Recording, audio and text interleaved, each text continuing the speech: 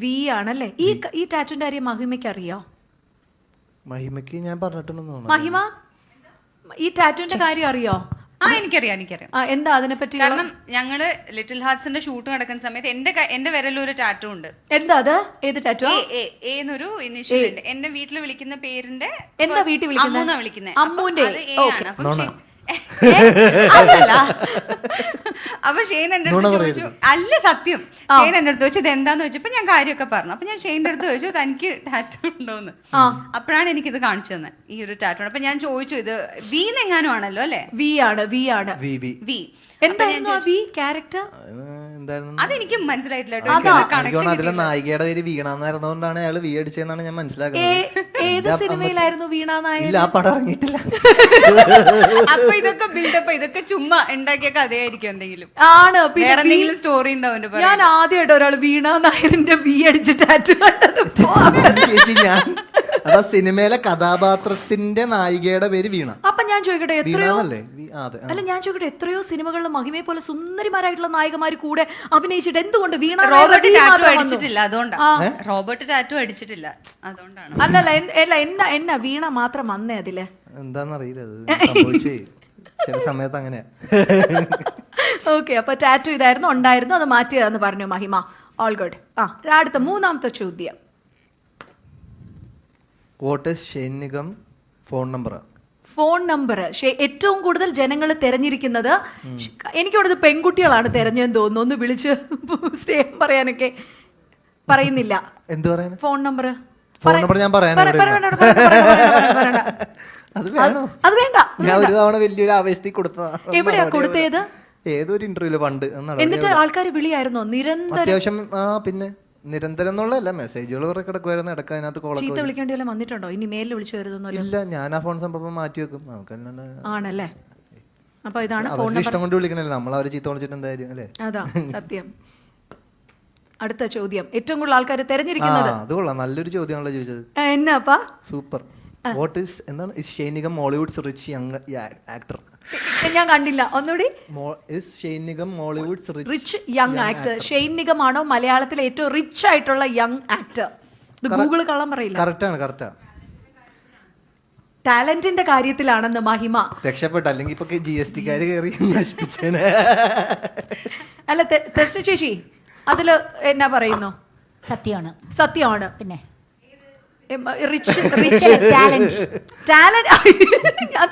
ഞാൻ വിചാരിച്ചേ ചേച്ചി സമ്മതിക്കാം, ശരി തന്നെ പൈസയുടെ കാര്യത്തിൽ.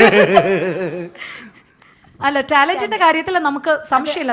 ജന്മനാ കിട്ടിയ ഒരു സിദ്ധിയാണ്, അത് എനിക്കറിയാവുന്ന കാര്യമാണ്.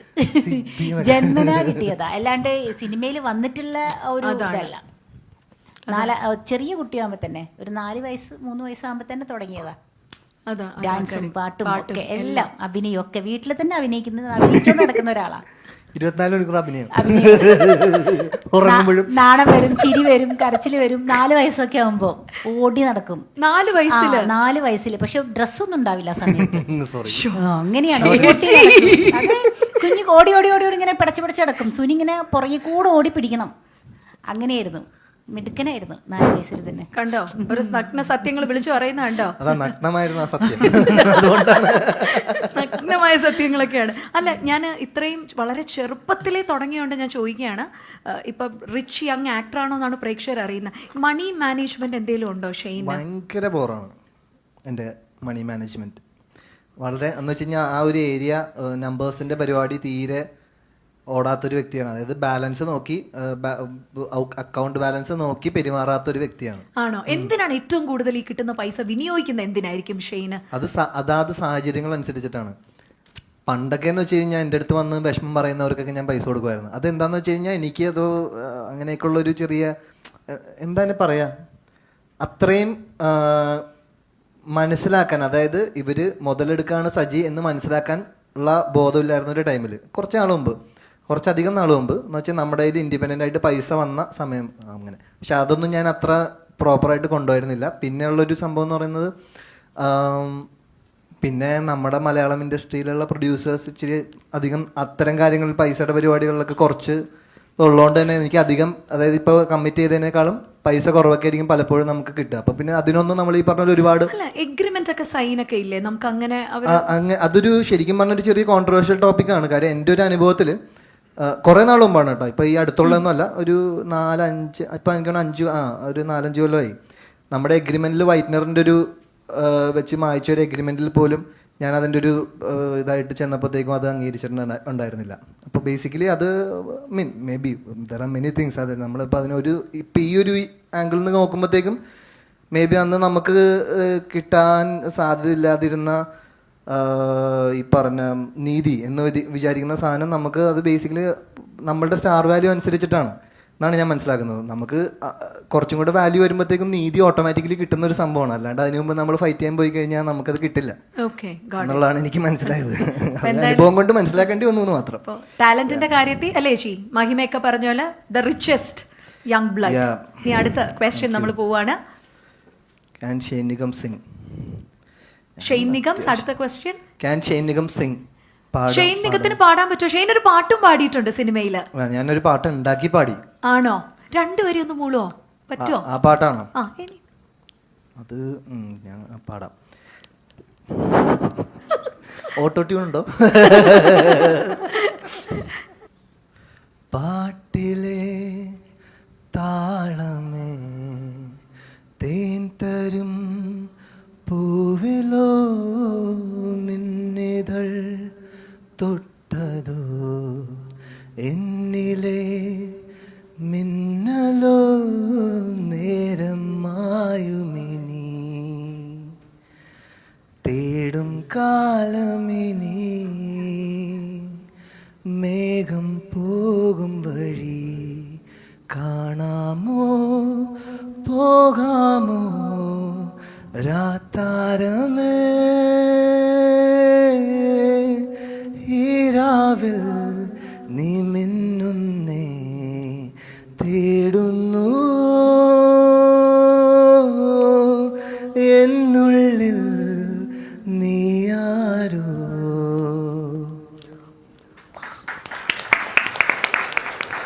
ഞാനൊരു സത്യം പറയാം നല്ല എക്കോ. അതല്ല, ഒരു പ്രാക്ടീസോ ഞങ്ങളൊന്ന് ഡിസ്കസ് ചെയ്തല്ല, ഓൺ സ്പോട്ട് ഷെയ്ൻ പാടിയതാണ്. ഒരു എഫക്റ്റ് ഒന്നും ഇല്ലാതെ അടിപൊളിയായിട്ട് പാടി കേട്ടോ. ഇപ്പോഴും എനിക്ക് തോന്നുന്നു അമൃത ചാനലിന്റെ ഒരു റിയാലിറ്റി ഷോയ്ക്ക് ഓഡീഷന് ഷെയ്ൻ പാടാൻ പോയതിന്റെ വീഡിയോ ഇപ്പോഴും ഭയങ്കര സോഷ്യലി വൈറൽ അവസ്ഥയാണ്. അല്ല, പണ്ടത്തെ ഷെയ്ന്റെ സാധനങ്ങളൊക്കെ ഈ കുത്തിപ്പൊക്കൽ ഒരു സംഭവം ഇറങ്ങിയിട്ടുണ്ട്. എപ്പോഴെങ്കിലും അയ്യോ ഇത്രയും വേണ്ടിയിരുന്നില്ല എന്ന് തോന്നിയിട്ടുണ്ടോ ഷെയ്നെ? വിചാരിച്ചിട്ട് കാര്യമൊന്നുമില്ലല്ലോ, എന്ത് ചെയ്യാനാണ് ഇതൊക്കെ സംഭവിച്ചല്ലേ. നമ്മള് ഇനിയിപ്പോ വേണ്ടാന്ന് പറഞ്ഞിട്ട് കാര്യമൊന്നുമില്ലേ. പക്ഷെ അത് എൻജോയ്. ഈ ട്രോളൊക്കെ ഷെയ്ൻ കാണാറുണ്ടോ? അതൊക്കെ പിന്നെ ക്യൂട്ടാണ്, കുറച്ച് കുഴപ്പമില്ല, ഓക്കെയാണ്. എൻജോയ് ചെയ്യോ? അതോ ഇതൊക്കെ കണ്ടിട്ട് ഇത് ഇത്തിരി കൂടിയല്ല എന്നെ ചെയ്തേക്കുന്നെന്ന് തോന്നിയിട്ടുണ്ടോ? കുഴപ്പമൊന്നുമില്ല, ഹാപ്പിയാണ്. എല്ലാം കാണും. അയച്ചു തരുന്ന ആൾക്കാരൊക്കെ കാണുമല്ലേ വാട്സപ്പിലൊക്കെ? ട്രോള് കണ്ടില്ലെങ്കിൽ അയച്ചൊക്കെ തരും.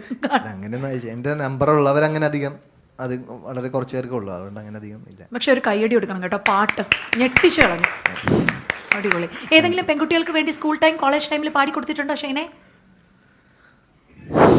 ഇല്ല, പാടിയിട്ടേ ഇല്ല. അടുത്ത ചോദ്യം. Okay. Shane Nigam in love with summon? കണ്ടോ, ഞാൻ ചോദിക്കുന്ന എല്ലാം പ്രേക്ഷകർ ചോദിച്ചേക്കുക. നല്ല ചോദ്യം. അടുത്ത ചോദ്യത്തിലേക്ക് പോ. ആരുമായിട്ടെങ്കിലും പ്രണയത്തിലാണോ? No. No. Currently no. No, correct. Okay, അപ്പോൾ girls please note. Okay, next ചോദ്യം. Does Shane Nigam have any kind of phobia? ഇത് ഗൂഗിളിൽ സെർച്ച് ചെയ്ത സാധനങ്ങൾ കേട്ടോ. ചോദ്യം എന്താ പറയണ്ടേ? ഫോബിയ എന്തെങ്കിലും, അതായത് വെള്ളത്തിനോട് പേടി. ഇപ്പൊ എനിക്ക് പാമ്പിനോട് എനിക്ക് ഭയങ്കര പേടിയാണ്. I'm so phobic to reptiles. അതുപോലെ എന്തെങ്കിലും. മനുഷ്യരെ പേടിയാ, ബാക്കി വേറെ ഫോബിയ ഒന്നുമില്ല. പ്രേതങ്ങളൊക്കെ ഇഷ്ടമാണ്. പ്രേതം, പാമ്പ്, പഴുതാര ഇതിനൊക്കെ ഭയങ്കര പ്രണയമാണ്. പിന്നെ പുലി, കരടി ഇതിനൊക്കെ ഇഷ്ടമാണ് കാര്യത്തില്. പക്ഷെ മനുഷ്യരെ ചെല്ലവരെ ഇച്ചിരി പേടിയാ. ആണോ? അല്ല, ഈ പറഞ്ഞില്ലേ ഈ സ്പിരിച്വൽ കാര്യങ്ങളൊക്കെ ഈ ഇഷ്ടമാണെന്ന്, അങ്ങനെ എന്തെങ്കിലും ഒരു എക്സ്പീരിയൻസ് എന്തെങ്കിലും ഉണ്ടായിട്ടുണ്ടോ ഷെയ്ന്റെ റിയൽ ലൈഫില്? അതൊക്കെ വലിയൊരു ഏരിയ, അത് വേണമെങ്കിൽ വേറൊരു ഇന്റർവ്യൂവിൽ വേണമെങ്കിൽ അതൊരു മൊത്തമായിട്ട് വേണമെങ്കിൽ പോവാം. അല്ല, എന്നാലും എവിടെയെങ്കിലും ഒരു എക്സ്പീരിയൻസ് ചെയ്തിട്ടുണ്ടോ? അങ്ങനെ ഒരു സ്പിരിറ്റഡ് സംഭവം ഉണ്ട്, ഒരു ഓറ എനിക്ക് ഫീൽ ചെയ്തിട്ടുണ്ടോ എപ്പോഴെങ്കിലും? You believe in that? അത് ചിലപ്പോൾ ഞാൻ ഈ ഭൂതകാലം ചെയ്യുമ്പോഴത്തേക്ക് ഒരുപാട് നമ്മൾ അതിലേക്ക് ഇന്നായ സമയത്ത് ഒരു സീൻ എടുക്കുന്നതിന് മുമ്പ് നമ്മുടെ എടുക്കുന്ന വീടിൻ്റെ തൊട്ട് കുറച്ച് അപ്പുറത്തേക്കായിട്ടാണ് ഒരു ഹോട്ടലുള്ളത്. അവിടെയാണ് ഞങ്ങൾ തൊട്ടപ്പുറത്ത്, അതായത് അവിടെ കാരവൻ സ്പേസ് ഇല്ല, കാര്യം ചെറിയ സ്ഥലത്താണല്ലോ നമ്മൾ ഷൂട്ട് നടക്കുന്നത്. അപ്പോൾ അവിടെ നിന്ന് ഒരു 50 മീറ്റർ അപ്പുറം ഒരു ഹോട്ടലിലാണ് നമ്മൾ ഈ സീൻ എടുത്തുകൊണ്ടിരിക്കുന്നത്. അപ്പോൾ ഒരു സീൻ എന്ന് പറയുന്നത് ഞാനിങ്ങനെ എൻ്റെ കയ്യിൽ നിന്ന് പോയി ഇങ്ങനെ ഇരിക്കുമ്പോഴത്തേക്കും ഉറക്കമില്ലാണ്ടിരിക്കുക. അപ്പോൾ അമ്മ ഇങ്ങനെ സൈഡിൽ ഇങ്ങനെ TV കണ്ടിട്ട് അമ്മ ഇങ്ങനെ പതുക്കെ ഒന്ന് ഉറങ്ങും. ആ സീനിനകത്ത് കണ്ടവർക്ക് ചിലപ്പോൾ ഓർമ്മ ഉണ്ടാവും. അങ്ങനെ ഉറങ്ങുന്ന സമയത്ത് പെട്ടെന്ന് എന്തോ ഒരു സൗണ്ട് കേട്ട് ഞാനിങ്ങനെ അടുക്കള ഭാഗത്തേക്ക് ഇങ്ങനെ നോക്കും എന്ന് പറഞ്ഞൊരു സീനുണ്ട്. അപ്പോൾ ആ സീനിന് വേണ്ടിയിട്ടുള്ള പ്രിപ്പറേഷൻ്റെ ഭാഗമായിട്ട് ഞാൻ അടച്ച് ഇരിക്കുകയാണ്. അപ്പോൾ എല്ലാ സീൻ എടുക്കുന്നതിന് മുമ്പും ഒരു കുറച്ച് സമയം ഒറ്റയ്ക്ക് ഞാനിങ്ങനെ ഇരിക്കും.